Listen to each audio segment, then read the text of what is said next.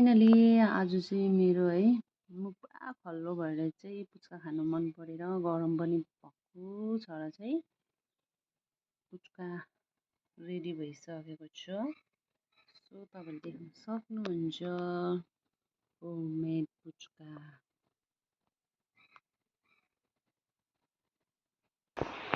मैले आलु तासिसकेको छु अनि अब यसलाई चाहिँ मिक्स गर्नु छ। फाइनली है पुच्काको पानी पनि रेडी भइसकेको छ। सो तपाईहरुलाई कस्तो लाग्छ पुच्का? अनि मेरो यो चोका अनि यम्मी भइसकेको छ। सो अब तपाईहरुलाई म देखाउनेछु अनि म खानेछु। फाइनली है पुच्का चाहिँ फुटाएर चाहिँ मैले एकदम रेडी गरिसकेको छु। सो गाइस तपाईहरुले देख्न सक्नुहुन्छ।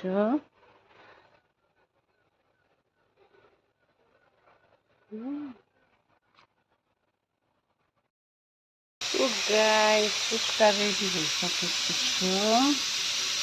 अब चाहिँ म खानु लागेको।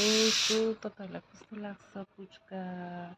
आज चाहिँ एकदम बेसी गरम भएको कारणले गर्दा अनि मुखै खल्लो भएर चाहिँ मैले पुच्का अनि यति नै छ खानु। यो पानी सब्जी चोका र बस्तीको आलु धनिया चाहिँ पाएन हो, अमिलो भएको छ। म खानु लागेको छु। खानु आँटेको म चाहिँ पुच्का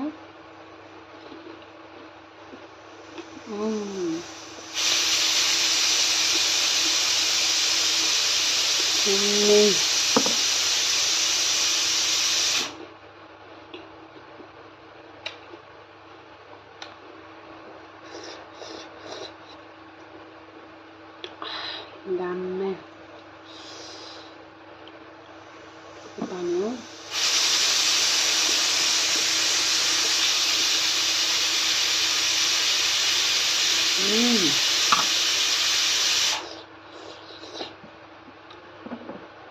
दुईटा